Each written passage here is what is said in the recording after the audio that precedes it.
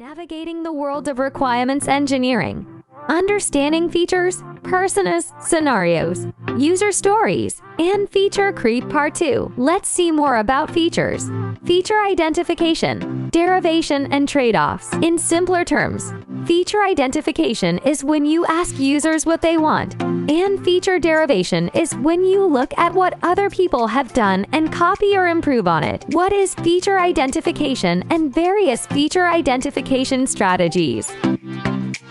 Feature identification is figuring out what features a product needs by talking to users and learning what they want and need. Most of the time, user research, interviews, and surveys are used to do this. Domain, product, and technology knowledge also plays a part. So how do user research help in feature identification? Through user research, we can learn about our users' wants and needs and gain insight into how they currently work. This allows us to develop features that better facilitate workflows and streamline their efforts. What is the role of domain knowledge in feature identification? Knowledge of the industry or field in which the product will be used is called domain knowledge, and it's essential for determining which features are most important in facilitating the user's work. So how do product knowledge fit in? Familiarity with existing products and their features can help users decide what features they want in new products. Technology knowledge too helps in feature identification. Knowing the latest tech trends helps you spot opportunities to improve or add features. So how can we identify features from scenarios and stories? Another feature identification method is highlighting user actions in stories and scenarios and considering the features needed to support them. Let's see what Seth can get from Jack's scenario.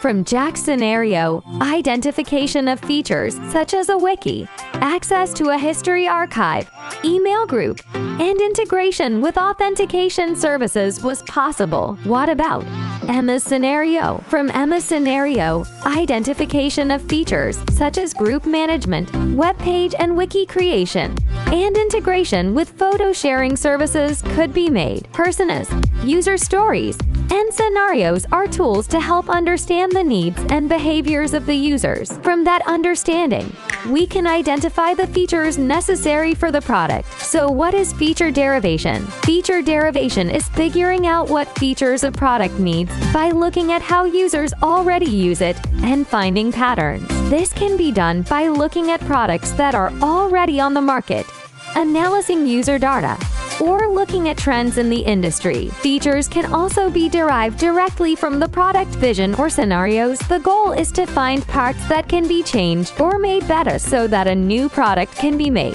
However, there are many trade-offs to be done for adding each feature. Adding too many features can make a product more difficult to use and understand, as it can increase the learning curve for new users and make the interface more complex. The following are the conflicts that any software development team has to juggle. Simplicity versus functionality. Providing a simple, easy-to-use system and including enough functionality to attract users with a variety of needs. Familiarity versus novelty. Balancing familiar features with new features that convince users that your product can do more than its competitors. Automation versus control. Balancing automation and control is challenging as some users prefer automation while others prefer to have control. Control often requires more features to be built into the system. This is because users who prefer control often want the ability to customize and configure the system to suit their specific needs. Automation, on the other hand, may require fewer features as it aims to simplify the user experience by automating certain tasks. A phenomenon called feature creep could occur as a side effect of requirements engineering. Feature creep is the tendency for a software product to have more features added to it over time beyond the original design specifications. It happens when features are added in response to user requests without considering their usefulness or whether they can be implemented in another way. Too many features make products hard to use and understand. To conclude, personas, scenarios,